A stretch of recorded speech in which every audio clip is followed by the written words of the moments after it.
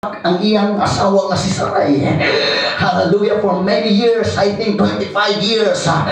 Hallelujah, miingon si Abraham siguro, wow, this is it.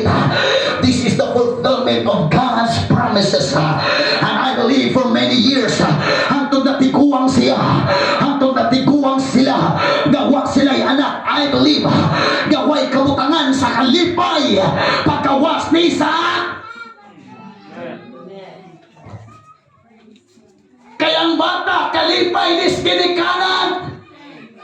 Hello! Pero di mahin sa Diyos ang atong kaugalingong kalipay. Siguro gatabyog-tabyog ni siya Marjobel. Kang Isaac, lingaw nagikaikuan nga kung bata. Nalimot na siguro sa siyang pag-ampo. Hagwa na siya. Siguro nalimot na siyang simba. Nalingaw na sa panalangin sa Ginoo. Apano sa kadlaw niya na sa iyong may hamtong si Isaac. May ng Diyos, Abraham, ihalad ang imong anak na pinalangga. Ihalad ang imong anak na pinalangga. Now listen to me, bear with me. Ningon siguro sa Abraham, Ginoo! Maunay kalipay na ako! Nga nung imo na ang bunay kuhaan! Siguro may nga ng Diyos, lipaya sa ako, una ka. Di ko malimot, pero may basahog ko basa anniversary. Serve the Lord with gladness. Yes, that's good. Halagara ang Diyos uban ang kalipay, pero siguro ang yun, una ka malipay, nalipay ang Ginoo.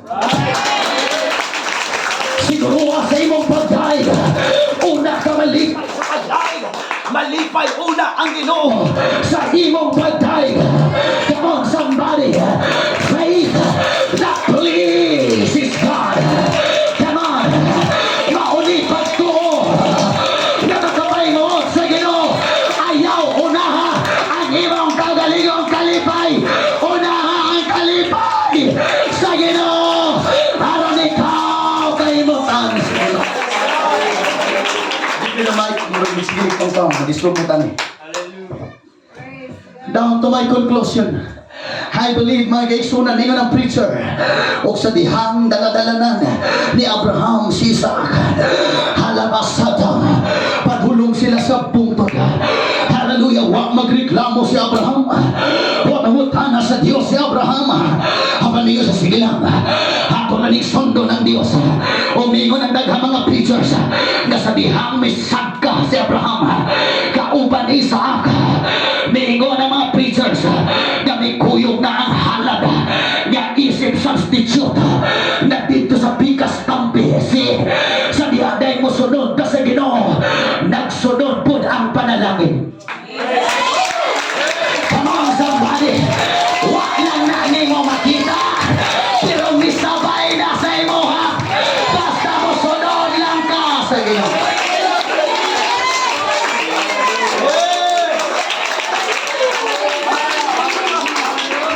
Pagabot dito sa bungkod, ipamutang ang kahoy.